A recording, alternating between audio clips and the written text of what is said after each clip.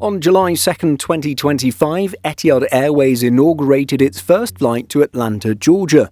The city's Hartsfield-Jackson Airport is the world's busiest by passenger volume, but not by aircraft movements. Initially operating 4 times weekly on the Airbus A350-1000, this long Etihad service and the route's frequency will rise to daily in the coming winter. Forward bookings must have been very strong. And so for today's video we explore this new route and include commentary from Simple Flying's route analyst James Pearson, who was fortunate enough to be a guest on board the inaugural service. As just stated, James was delighted to be a guest of Etihad on its debut service from Abu Dhabi in the United Arab Emirates all the way to Atlanta. Flight Radar 24 shows that this flight took 14 hours 37 minutes, and we'll share with you James's flight review commentary later on in this video. The carrier's senior management said 369 of the 371 seats were sold, and virtually all were occupied by fare-paying passengers. He was also told that the jet's cargo hold was full and that they could have filled it several times over with how much demand there was. Etihad's first Atlanta flight was celebrated everywhere, pre-flight, during the flight and post-flight. Atlanta promoted items included an Emirati coffee cup, stickers, a menu, a toiletry bag, a tote bag, and more. There was also a postcard that passengers could complete, which the cabin crew promised would be sent. Putting the on-the-ground experience aside for now, Etihad's passenger network comprises almost 100 destinations from its Abu Dhabi hub. After a long period of reductions, the Gulf carrier is in growth mode again. It has thus far added nearly 20 destinations in 2025/2026, although the list will certainly be expanding. Destinations include Atlanta, which was surely picked partly because it's not served by Emirates. Delta served Dubai until 2016, but of course that's a long time ago. The lack of Emirates, and indeed any Middle Eastern carrier, probably also helps to explain why Etihad was also attracted to Charlotte, which will welcome the carrier in May 2026. Is the Gulf carrier actively targeting smaller and less competitive US cities? This won't be known until its next destination is announced. These new routes have another feature in common: a large volume of Indian traffic. This is Etihad's bread and butter, and it carries a much higher proportion of passengers bound to or from the country than Emirates or Qatar Airways. Of course, it is relatively low-yielding, which could be problematic. Booking data for the year up to May 2025 shows that around 650 passengers flew between Atlanta and India each day. In comparison, only about 55 passengers flew to or from Pakistan. They all benefit from the highly useful US pre-clearance in Abu Dhabi. In July 2025, Etihad had 46 weekly passenger flights to the US and Canada, 6 to 7 daily departures. Destinations include Toronto, which recently started seeing its A380s, albeit at the expense of New York JFK. Subject to the fine-tuning of schedules and any further announcements, the carrier plans 53 weekly services next May, 7 to 8 daily departures. Etihad last had 7 North American destinations in 2017, when Dallas-Fort Worth, Los Angeles, and San Francisco were served. This was when the carrier's network-wide passenger volume peaked at 18.6 million.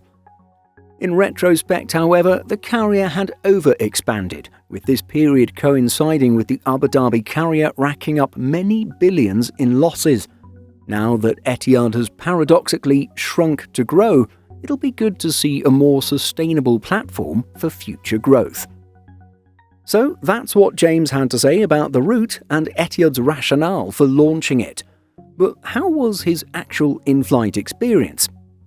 Well, we first have to re-emphasize that James was a guest in business class. Whether he had any negative experiences or not, this will automatically cast doubt on the authenticity of his review and experience. Still, regardless of the circumstances, our primary goal is to inform potential travellers about the experience. highlighting both the positive and negative aspects. And so, at 06:30 in the morning, James was in a chauffeur-driven BMW driving from his hotel to the airport. The driver had arrived several minutes early, and 10 minutes after getting in, he was in Etihad's dedicated business and first-class terminal. Despite James's attempts to check in online, Etihad's app and website did not allow him to do so. The reason was his electronic visa for the US, or ESTA.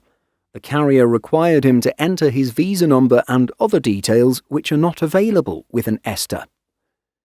It took around 20 minutes to check in at the airport, with various staff members assisting. They apologised for the delay, later informing him that the delay was because of his ESTA. It was the first time he'd experienced this problem. Invited to Etihad's first-class lounge, James highlights that it lacks various amenities, such as a bar and games room, which are actually available in the business lounge. Still, the first-class facility felt elegant and high-end, providing a different experience based on peace and individualism. A major benefit of flying from Abu Dhabi to the US is its pre-clearance facility. With a separate line for premium passengers, this process was completed quickly. On board the aircraft, Etihad has 44 Collins Aerospace Vector suites on its A350-1000s, arranged in a 1-2-1 layout.